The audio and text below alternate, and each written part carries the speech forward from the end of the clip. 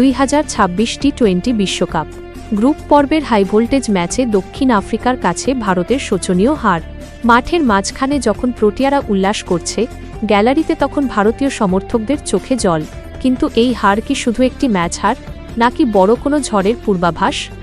Match শেষ হওয়ার ঠিক 30 মিনিটের মাথায় ড্রেসিং রুমে ঢুকলেন একজন মানুষ, যার শান্ত চাহনি আর ধারালো মস্তিষ্ক বহুবার ভারতের ভাগ্য বদলে দিয়েছে।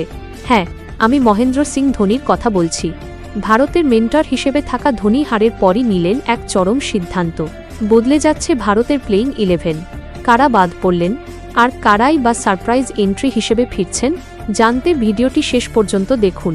প্রথমে দেখা যাক প্রোটিয়াদের বিরুদ্ধে ঠিক কোথায় ভুল করেছিল ভারত। পার্থ বা নিউ ইয়র্কের ভেন্যু অনুযায়ী বাউন্সি উইকেটে ভারতীয় টপ অর্ডার তাসের ঘরের মতো ভেঙে পড়েছিল। পাওয়ার প্লে ব্যর্থতা, প্রথম 6 ওভারে মাত্র 35 রান তুলে 3 উইকেট হারানো। স্পিন অ্যাটাক, মাঝের ওভারে রাবাদা এবং নরকিয়াদের গতির সামনে ভারতীয় ব্যাটারদের অসহায় আত্মসমর্পণ। ফিল্ডিং মিস, গুরুত্বপূর্ণ সময়ে ক্যাচ মিস এবং ফিল্ডিংয়ের শিথিলতা। ম্যাচ শেষে ধোনির চোখে মুখে স্পষ্ট ছিল বিরক্তি। সূত্রের খবর, তিনি টিম মিটিংয়ে সাফ জানিয়ে দিয়েছেন, নাম দিয়ে নয়, পারফরম্যান্স দিয়ে দল চলবে। ধোনি সাধারণত শান্ত থাকেন, কিন্তু দক্ষিণ আফ্রিকার কাছে হারের পর তাকে দেখা গেল অন্য মেজাজে।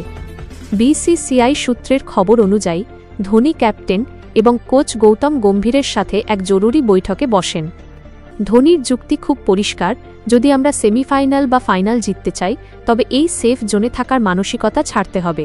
তিনি ম্যানেজমেন্টকে স্পষ্ট নির্দেশ দিয়েছেন যে ফর্মে না থাকা বড় নামদের বসিয়ে তরুণ রক্তকে জায়গা দিতে হবে। আর এই সিদ্ধান্তের পরই বদলে গেল ভারতের পরবর্তী ম্যাচের সম্ভাব্য একাদশ। চলুন দেখে নেওয়া যাক ধোনির মাস্টার প্ল্যানে ভারতের নতুন রণকৌশল কেমন হতে চলেছে। ওপেনিং জুটি, এখানে বড় পরিবর্তনের ইঙ্গিত।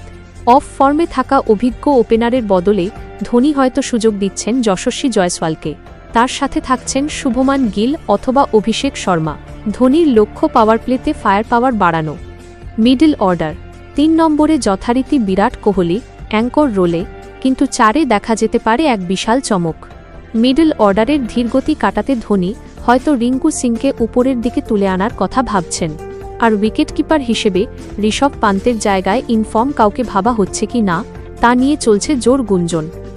অলরাউন্ডার ও ফিনিশার, হার্দিক পান্ডিয়া থাকছেন দলের মেরুদণ্ড হিসাবে, তবে তার সাথে ব্যাকআপ হিসেবে ধোনি হয়তো একজন পাওয়ার হিটিং অলরাউন্ডারকে যোগ করতে চাইছেন। বোলিং বিভাগ, এখানেই হচ্ছে আসল সার্জারি। পেস অ্যাটাকে জাসপ্রীত বুমরাহর সঙ্গী হিসেবে দেখা যেতে পারে গতির ঝড় তোলা কোনো তরুণ পেসারকে।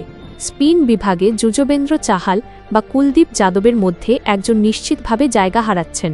শুধু দল বদল নয়, ধোনি বদলে দিয়েছেন অনুশীলনের ধরনও। নেটে তিনি নিজে দাঁড়িয়ে থেকে ব্যাটারদের শেখাচ্ছেন কিভাবে হাই পেস শর্ট বল সামলাতে হয়। ধোনির এই চরম সিদ্ধান্ত কি ভারতকে আবার জয়ের সরণিতে ফেরাবে, নাকি পরিবর্তনের এই জুয়া উল্টো ফল দেবে?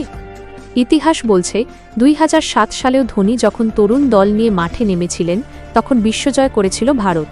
2026 সালেও কি মেন্টর ধোনির হাত ধরে আসবে সেই ম্যাজিক? ভারতের এই নতুন একাদশ সম্পর্কে আপনার মতামত কি?